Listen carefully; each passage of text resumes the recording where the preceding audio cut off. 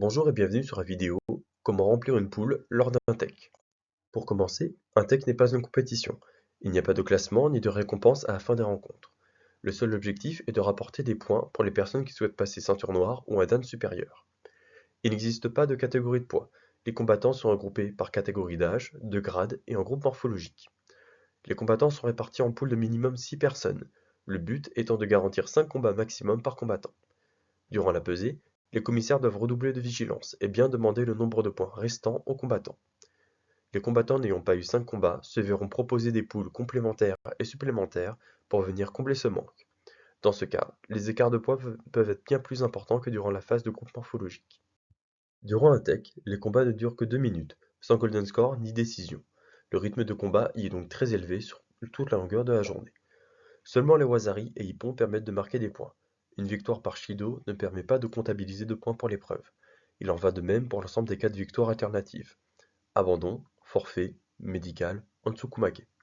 A noter que si un combattant ne se présente pas à un combat, un forfait sera marqué pour ce combattant, lui décomptant une rencontre. Cependant, son adversaire ne perd pas de combat suite au forfait, mais ne gagne pas de points non plus. Pour passer le premier dan, il faut marquer 100 points, puis cela augmente au fur et à mesure des dans. Il est possible de valider directement son épreuve en gagnant les 5 combats de suite avec un minimum de 44 points. 3 victoires par Ippon, 2 par Wazari. Contre, un exemple de marquage en poule. Dans le cas du gagnant, il est seulement marqué son score sur le combat.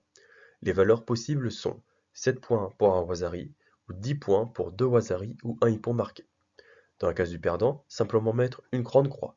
Même si un Wazari est marqué, comme le combattant a perdu son combat, il ne marque aucun point pour son épreuve.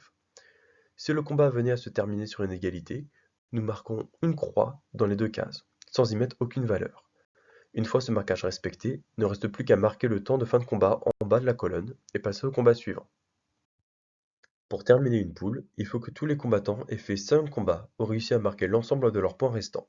Dans ce cas, ils sont automatiquement retirés de la compétition. Dans le cas contraire, il faut les prévenir de ne pas partir et que l'organisation leur proposera des poules complémentaires pour terminer les 5 rencontres.